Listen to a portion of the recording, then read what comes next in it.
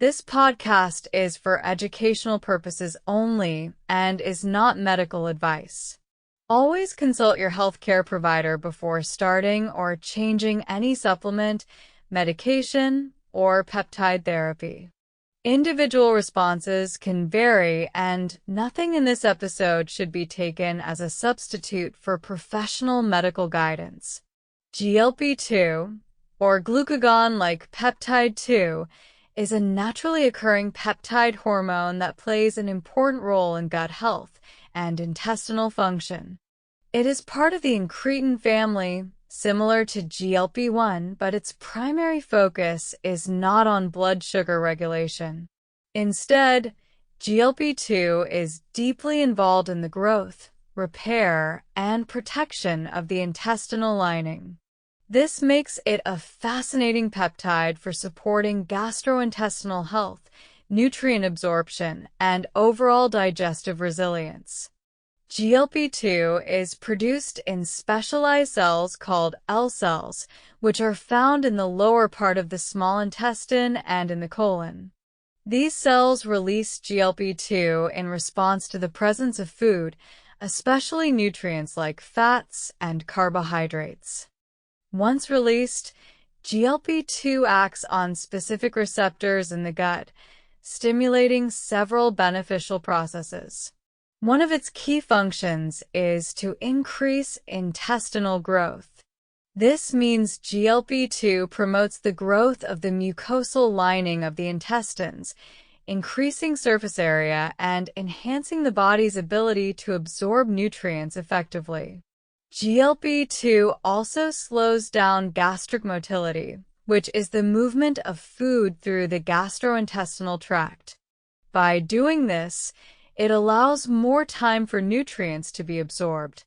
It can increase blood flow to the gut, support mucosal barrier integrity, and reduce inflammation in the intestinal lining. These actions make GLP-2 a critical peptide for maintaining a healthy digestive system. One of the most studied and clinically relevant uses of GLP-2 is in the treatment of short bowel syndrome. Short bowel syndrome is a condition where a significant portion of the small intestine has been removed or is not functioning properly.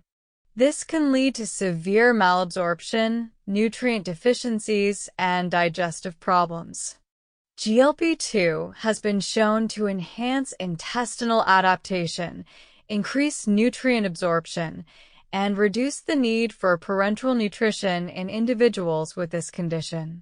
The synthetic version of GLP-2, known as teduglutide, is an FDA-approved drug used to treat short bowel syndrome. Teduglutide is a GLP-2 analog designed to mimic the natural peptide, but with a longer half-life. Natural GLP-2 is quickly degraded by the enzyme DPP-4, giving it a short duration of action. Teduglutide, on the other hand, is modified to resist this degradation, allowing it to remain active in the body for longer and deliver more sustained effects. GLP-2 works by binding to GLP-2 receptors found primarily in the intestinal mucosa. Once activated, these receptors trigger a cascade of cellular events that lead to the expansion of the intestinal surface area. This involves stimulating crypt cell proliferation and reducing apoptosis, which is programmed cell death. Essentially, GLP-2 encourages intestinal cells to grow and stay alive longer, creating a more robust and functional gut lining.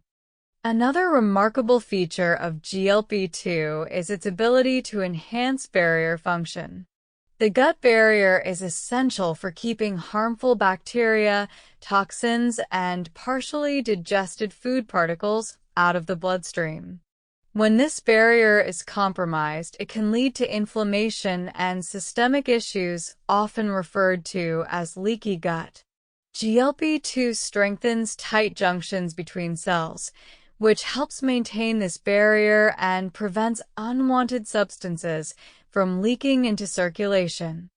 Beyond structural effects, GLP-2 also has anti-inflammatory properties. It can reduce the production of pro-inflammatory cytokines in the gut, which may help in conditions characterized by chronic inflammation. This is particularly relevant for individuals with inflammatory bowel diseases such as Crohn's disease and ulcerative colitis. While GLP-2 is not a cure, its protective and regenerative effects can support intestinal healing and resilience. Some studies have also explored the use of GLP-2 analogs in other gastrointestinal disorders, including celiac disease and radiation enteritis. By promoting repair and improving mucosal integrity, GLP may play a role in reducing symptoms and improving quality of life for individuals with chronic digestive issues. It is important to understand how GLP-2 differs from GLP-1. GLP-1 primarily focuses on blood sugar regulation, stimulating insulin secretion, and slowing gastric emptying to regulate appetite. GLP-2, however, is centered on intestinal growth and function. While both peptides are released from L cells in response to food, their actions and clinical applications are distinct. Another interesting aspect of GLP-2 is its potential role in nutrient absorption beyond short bowel syndrome. By increasing the absorptive capacity of the gut, GLP-2 can theoretically enhance the uptake of vitamins, minerals, amino acids, and other nutrients. This could be beneficial in individuals recovering from gastrointestinal surgery, chronic malabsorption, or those with inflammatory gut conditions. Animal studies and human trials have shown that GLP-2 can increase villus height and crypt depth in the small intestine. Villus height refers to the tiny finger-like projections that line the intestines. When these projections are longer and healthier, they can absorb more nutrients efficiently. This is a major factor in why GLP-2 is so valuable in short bowel syndrome and related conditions. Teduglutide, the GLP-2 analog, is typically administered by subcutaneous injection once daily. It has a half-life of around 2 hours, significantly longer than natural GLP-2, which is broken down within minutes. Because of this, teduglutide can sustain intestinal growth and nutrient absorption improvements with consistent dosing. In clinical trials, patients treated with teduglutide often experienced reduced dependence on parenteral nutrition, which means they needed less intravenous nutrition support. Some were even able to discontinue parenteral nutrition entirely. This can be life-changing for individuals living with short bowel syndrome, giving them greater independence and quality of life. GLP-2 also has potential applications beyond gastrointestinal disease. Emerging research is exploring its impact on gut-brain communication. The gut and the brain are closely connected through the enteric nervous system and the vagus nerve. GLP-2 receptors are found in areas that can influence this communication, which may impact mood, inflammation, and even metabolic health. While this area of research is still evolving, it highlights the systemic importance of peptides like GLP-2. There's also interest in GLP-2's role in reducing bacterial translocation. Bacterial translocation occurs when harmful bacteria cross from the gut into the bloodstream. This can trigger inflammation and sepsis in severe cases. By strengthening the gut barrier and reducing permeability, GLP may help lower this risk. Athletes and individuals pursuing optimization strategies have also shown interest in GLP-2 due to its potential for improving nutrient absorption and supporting gut health. While it is not a mainstream performance-enhancing peptide, the idea of maximizing gut function and recovery has gained more attention in recent years. A healthy gut is essential for optimal nutrient utilization, immune function, and overall well-being. Some individuals who experience chronic bloating, poor digestion, or gut sensitivity may find that improving intestinal integrity through peptides like GLP-2 could support their digestive health. However, using GLP-2 analogs outside of approved medical indications is considered experimental and should be approached with medical supervision. GLP-2's connection to the enzyme DPP-4 is also noteworthy. DPP-4 rapidly breaks down GLP-2 in the body, limiting its natural half-life. This is why synthetic analogs like teduglutide are more effective therapeutically. This mechanism is somewhat similar to GLP-1, where DPP-4 inhibitors are sometimes used to prolong the action of GLP-1 for blood sugar management. Another key point to consider is how GLP-2 affects blood flow in the intestines. By increasing mesenteric blood flow, GLP-2 ensures that more oxygen and nutrients are delivered to the intestinal tissue, supporting its growth and function. This increased perfusion also aids in healing after injury or surgery. Side effects of GLP-2 analog therapy can include abdominal pain, nausea, bloating, and injection site reactions. Some individuals may experience fluid retention or mild swelling.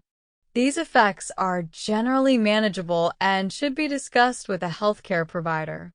Long-term safety data on teduglutide has been studied in individuals with short bowel syndrome, and overall, it has shown a good safety profile. However, because GLP-2 stimulates intestinal growth, there is ongoing monitoring to ensure it does not promote abnormal growths or polyps. Regular colonoscopies are often recommended during treatment. Another interesting area of research involves GLP-2's impact on microbiome composition. The gut microbiome is a complex ecosystem of bacteria, viruses, and fungi that influence digestion, immunity, and metabolic health. By improving barrier integrity and nutrient availability, GLP may second create a more favorable environment for beneficial bacteria. This relationship between GLP-2 and the microbiome may have downstream effects on systemic health. Researchers are also exploring whether GLP-2 analogs could have a role in supporting recovery from gastrointestinal infections or injuries, as well as in individuals undergoing chemotherapy or radiation therapy, which can damage the gut lining. In these cases, GLP may second help accelerate healing and reduce complications. It is worth noting that GLP-2 is part of a finely tuned system. Its release is meal-dependent and tied closely to the presence of nutrients in the gut. This means that lifestyle and diet can influence GLP-2 activity naturally. Diets rich in complex carbohydrates and healthy fats may stimulate more GLP-2 release, while fasting or nutrient deficiencies may reduce it. Because GLP-2 is produced in the same cells as GLP-1, there is often overlap in how these peptides are stimulated and regulated. This is why research sometimes examines both peptides together to better understand their synergistic roles in digestion and metabolism. For those exploring peptide therapy, understanding the specific function of each peptide is crucial. GLP-2 stands out as a gut regenerative peptide, focusing on growth, repair, and protection of the intestinal lining. It is not a weight loss peptide like GLP-1, but rather a tool for enhancing gastrointestinal structure and function. In summary, GLP-2 is a powerful peptide involved in intestinal growth, nutrient absorption, and barrier integrity. It plays an essential role in gut health and has proven clinical utility in short bowel syndrome through teduglutide therapy. Its effects on inflammation, blood flow, gut-brain communication, and nutrient absorption make it a fascinating target for future research. As the field of peptide therapy grows, GLP may find wider applications in gut health optimization, chronic digestive conditions, and possibly even systemic wellness strategies. Its unique mechanism of action highlights how deeply connected gut health is to overall health and quality of life. Always work with a qualified medical professional before considering peptide therapy. Individual needs, health status, and medical history must be carefully considered before starting any peptide or prescription treatment. This podcast is not medical advice, and any treatment should be discussed with a licensed healthcare provider. Thanks for listening, keep learning, and stay curious.